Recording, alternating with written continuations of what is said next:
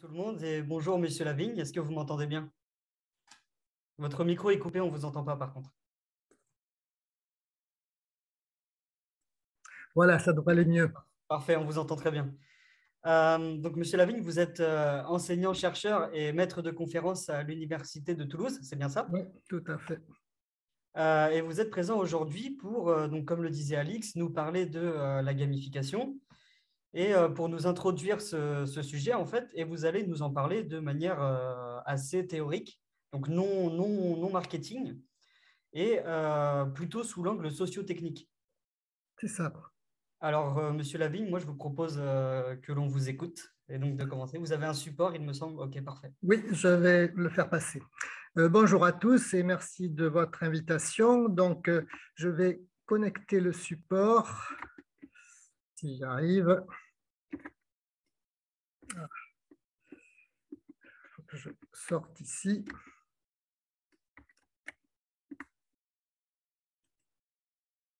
Je n'ai pas la...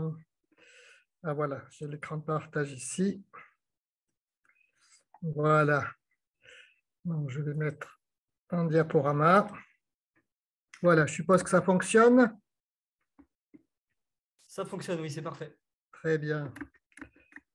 Voilà, donc bonjour à tous, merci de l'invitation.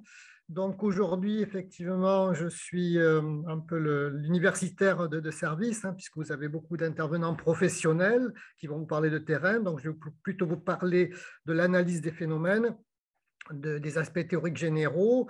Et comme j'ai compris qu'il y avait un public étudiant important, donc j'espère que ça pourra éventuellement vous servir pour la rédaction de mémoire de master, voire de thèse. J'ai d'ailleurs prévu à la fin du diaporama une petite biographie qui pourra peut-être vous aider, vous orienter vers tout au moins mes perspectives biographiques personnelles, qui ne sont peut-être pas tout à fait les mêmes que les vôtres en marketing, mais je pense que ça peut être complémentaire. Pour me présenter un peu plus, donc je travaille depuis très longtemps sur les usages et des questions de conception de logiciels numériques, et plus précisément aujourd'hui dans le cadre des sciences de l'information et de la communication, je travaille sur des logiciels qui font appel à l'idée de jeu, sans pour autant être des jeux vidéo, sans pour autant concerner le loisir et le divertissement. Donc j'ai beaucoup travaillé sur les serious games et actuellement je travaille sur la gamification. Le marketing, c'est un domaine majeur d'application de la gamification. Je n'y travaille pas particulièrement. Moi, je travaille plutôt sur des questions éducatives. Donc, je ne suis pas spécialiste du marketing, donc ça sera une présentation très générale que j'espère que vous pourrez vous approprier dans votre discipline. Alors, pour démarrer, je vais vous présenter d'abord ma méthodologie en tant que chercheur. Donc, un chercheur, il a une méthodologie, c'est-à-dire une façon de traiter les éléments qu'il doit analyser. Et pour ma part, je m'appuie sur la sociologie de l'innovation. Et donc, la sociologie de l'innovation me conduit à définir le cadre sociotechnique des objets. Alors, un cadre sociotechnique, c'est quoi? C'est la rencontre d'interrogations sur les technologies et d'interrogations sur les usages qui peuvent en être faits, sachant que je ne pense pas que l'un ou l'autre soit déterminant, mais que les deux, technologie et usage, sont en perpétuelle interaction. Alors, pour ce qui concerne la gamification, premier constat, c'est qu'elle est liée aux technologies numériques et qu'elle se réfère au monde des jeux vidéo. D'une certaine façon, c'est nouveau, mais ce n'est pas complètement nouveau dans le monde du numérique, parce que depuis une quarantaine d'années, d'abord les jeux vidéo ont connu un grand succès, un succès économique, un succès culturel, je pense que vous le savez. Et donc, de nombreux acteurs du numérique ont pensé que ça serait intéressant de reporter ce succès des jeux vidéo vers d'autres formes de logiciels, en dehors donc du domaine des loisirs. Et donc, moi, j'ai travaillé sur ces phénomènes que je qualifie d'instrumentalisation numérique du jeu, et j'ai publié récemment un mémoire qui est accessible en ligne sur cette question. Alors, le cadre sociotechnique de la gamification, donc, dans le cadre de ces instrumentalisations que je viens d'évoquer, je détermine trois périodes. Une première période dans les années 90 avec le ludo-éducatif qui s'appuyait sur le support technique des CD-ROM et qui visait donc le marché éducatif et qui a connu un certain succès dans les années 90. et vous avez certainement tous entendu parler du logiciel ADI que j'ai représenté ici dans l'illustration, qui a accompagné la scolarité de beaucoup d'enfants et de collégiens. Deuxième mouvement plus récent, celui des serious games. Donc là, on est au tournant des années 2000. Les serious games s'appuient sur Internet qui est en développement, en généralisation au début de la première décennie des années 2000. Et le serious game nous propose des jeux sur le web à finalité sérieuse, entre guillemets, qui peuvent concerner l'éducation, la formation, la communication, la publicité. Et enfin, troisième mouvement que j'étudie, c'est la gamification, qui est notre sujet d'aujourd'hui, donc, et qui s'est fait connaître en France à partir de 2008 et qui s'appuie sur les technologies du 2.0, du web 2.0, dont je vais parler ensuite, qui ne vise pas à créer des produits particuliers comme les serious games, mais plutôt à insuffler un esprit ludique entre guillemets, dans la conception de sites web et de plateformes. Alors, voyons le cadre socio-technique de cette gamification.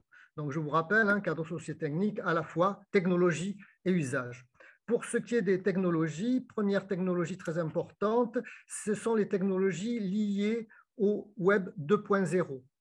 Les premiers sites web dans les années 90, c'était des sites qui ne faisaient qu'afficher de l'information, ce qu'on appelait des sites vitrines. La nouveauté avec le Web 2.0, c'est que les sites web permettent aux utilisateurs d'intervenir, de contribuer, et donc ces sites web deviennent des lieux d'échange.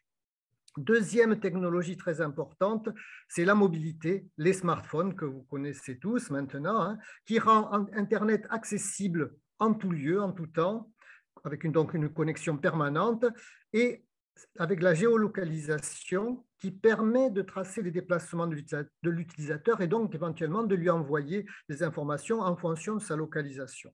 Enfin, troisième bloc de technologie, le big data qui permet d'analyser et de traiter des données massives, ces données qui sont fournies par les utilisateurs du web.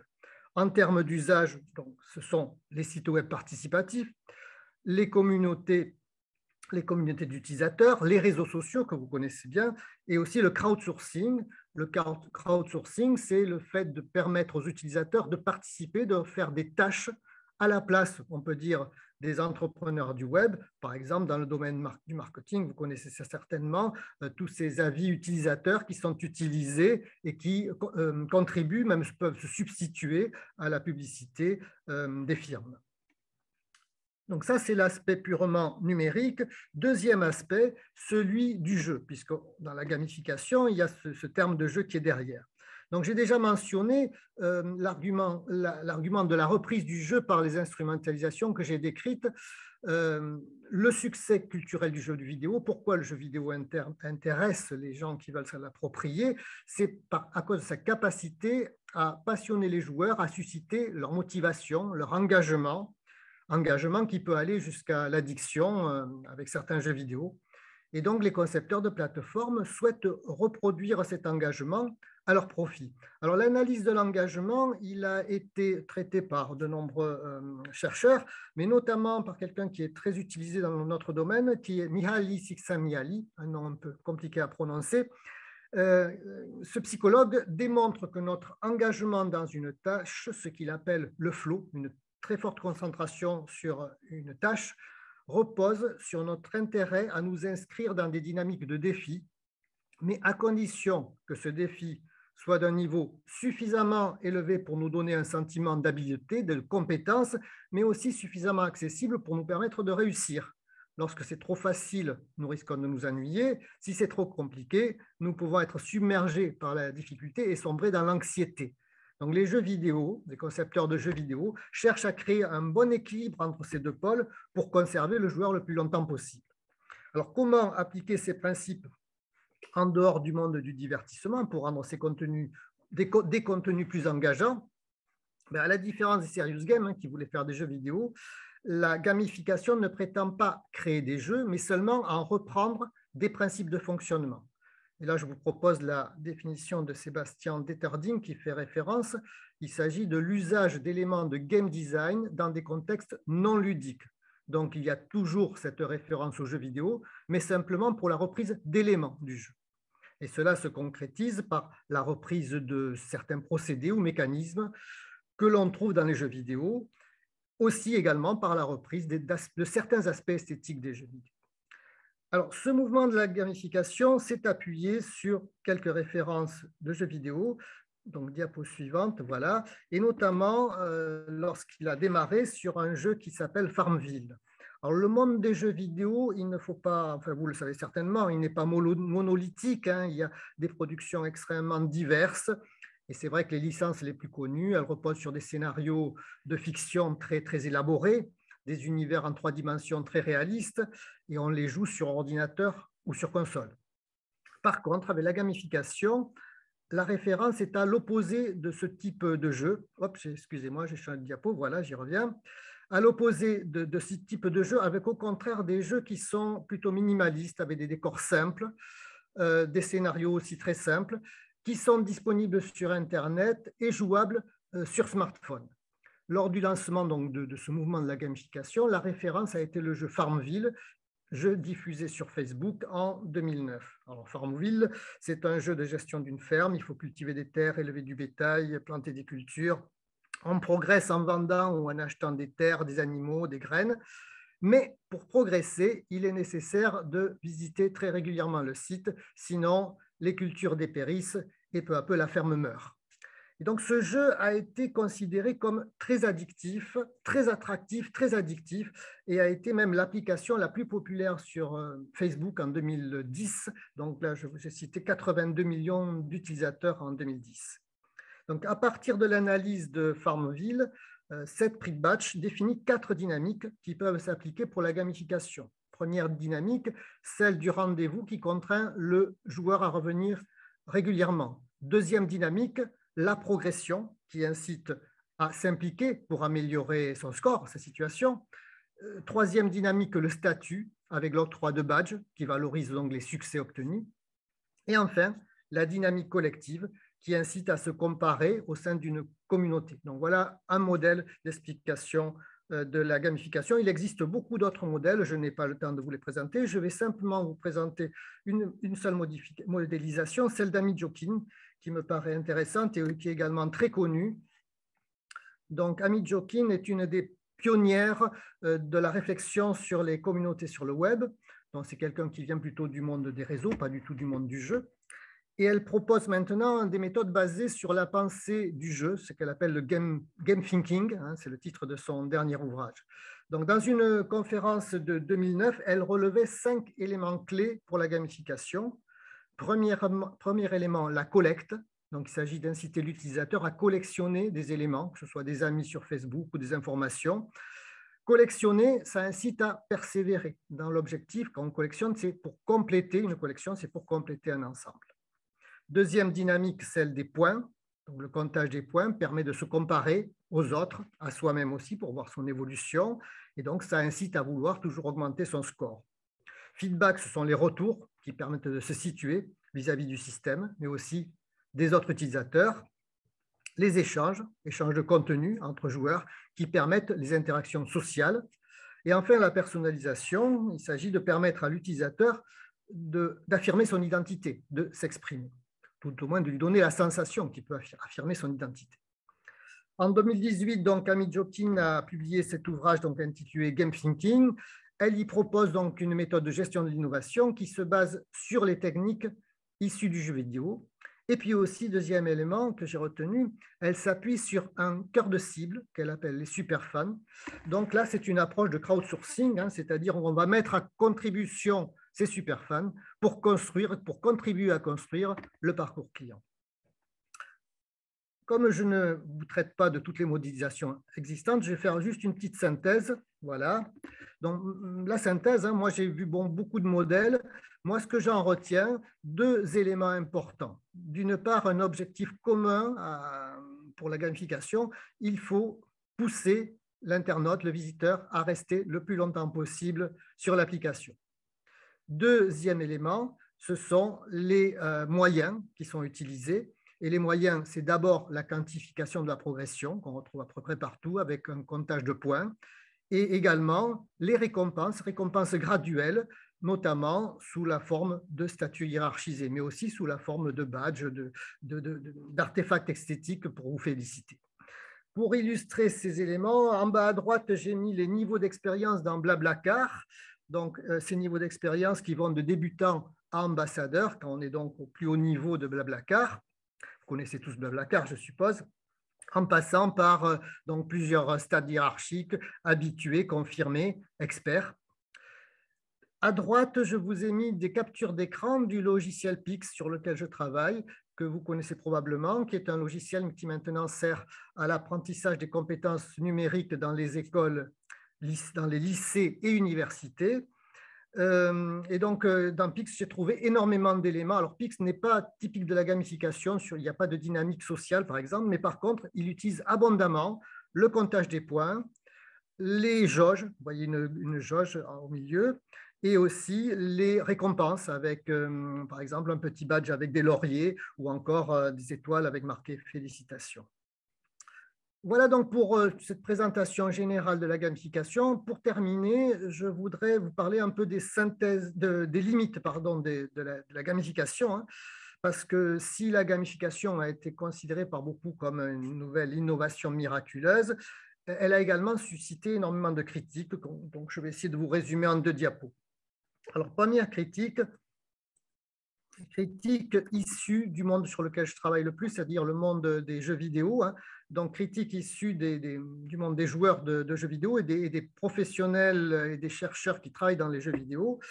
La gamification est considérée par ces défenseurs du jeu vidéo comme une dégradation de la logique du jeu. Pourquoi? Parce que la gamification ne retient du jeu que des procédés superficiels au détriment de tout ce qui peut faire la richesse fictionnelle des univers de jeu. Par ailleurs, les critiques donc, du monde des jeux vidéo dénoncent la réduction du jeu à simplement des éléments structurels, en oubliant que les jeux sont d'abord des expériences émotionnelles et que le plaisir du jeu, le plaisir de jouer, repose d'abord sur la capacité, sur la facilité qu'on lui donne à prendre des décisions. Et dans les sites gamifiés, en général, il n'y a pas beaucoup de décisions de la part du joueur. On est plutôt dans la conformation à des impératifs qui sont fixés par la progression qui est imposée. Pour caractériser donc cette réduction, Margaret Robertson, game designer, a estimé qu'on ne devrait pas parler de gamification, mais de pointification. Et Jan Bogost, lui, il a dit qu'on ne devrait pas parler non plus de gamification, mais d'exploitationware pour dénoncer, donc logiciel d'exploitation, pour dénoncer l'utilisation du crowdsourcing, hein, pour faire travailler donc gratuitement les utilisateurs au profit des firmes. Et pour ridiculiser ce simplisme de la gamification, Bogost a créé un jeu satirique qui s'appelle CoClicker sur Facebook, qui consistait à cliquer sur une vache toutes les 6 heures pour gagner d'autres clics. Donc, une façon de ridiculiser un peu le processus de la gamification qui ne serait axé que sur le fait de gagner des points. Des critiques maintenant plus générales dans la diapo suivante, des critiques qui tiennent à l'aspect behavioriste de la gamification et qui en sont un peu la limite. Alors pour illustrer le behaviorisme, hein, sur la droite, j'ai représenté une illustration du réflexe conditionnel de Pavlov. Je suppose que vous connaissez Pavlov, qui est considéré comme la référence pour les techniques de conditionnement qui sont défendues par les courants behavioristes. L'expérience de Pavlov consiste à associer un son de clochette à la fourniture de nourriture pour un chien. Et dès lors, lorsque le conditionnement est incorporé, le chien interprète le son de la cloche comme une promesse de récompense. Alors, de nombreux chercheurs dénoncent ces aspects behavioristes dans la gamification qui associent la gamification à manipulation et conditionnement. Alors, ce qu'on peut dire, c'est que la gamification, elle a tendance à déporter la conscience du joueur de la réalité de son activité vers l'objectif de l'obtention de la récompense. De ce fait, l'intérêt pour l'activité en soi, l'activité elle-même, ce qu'on appelle la motivation intrinsèque, elle est diminuée au profit de la motivation extrinsèque, c'est-à-dire du souci de la progression dans le système. Alors, pour ma part, je travaille dans le domaine éducatif et mes recherches m'ont amené à constater que sur les sites gamifiés, on a une faible mémorisation des contenus éducatifs puisque la mémorisation, elle s'axe plus sur les résultats de la progression dans le système que sur les contenus eux-mêmes. Dans le domaine du travail, les recherches de Lelay notamment ont fait apparaître que les systèmes de gamification qui sont imposés par les employeurs suscitent souvent résistance et rejet de la part des salariés, et ils sont considérés souvent comme une infantilisation, une pratique d'infantilisation des salariés. Et enfin, dans un domaine qui peut-être intéresse plus le marketing, j'ai lu récemment un article de Lima qui est très intéressant sur les utilisateurs d'un site de covoiturage. Ce n'est pas mentionné, mais je suppose qu'il s'agit de Blablacar. Et donc, ce qui apparaît, c'est que le site est très efficace et très apprécié pour les services qu'il rend en termes d'économie réalisée, de plaisir du partage des voyages, mais par contre, que la motivation par les statuts et l'image au sein donc, de la communauté Blablacar, cette influence-là semble nulle. Ce qui semble donc signifier qu'il n'est pas du tout évident de conclure sur l'efficacité des procédés de la gamification, et rien ne nous assure que le jeu qui est annoncé, qu'il soit perçu comme tel par les utilisateurs, et que rien n'assure que l'utilisateur aura envie de jouer le jeu. Voilà, j'ai donc terminé ma présentation. Je vous rappelle que les 2 dernières pages de la diapo sont une bibliographie, pardon, voilà, que vous pourrez consulter ensuite. Merci à vous.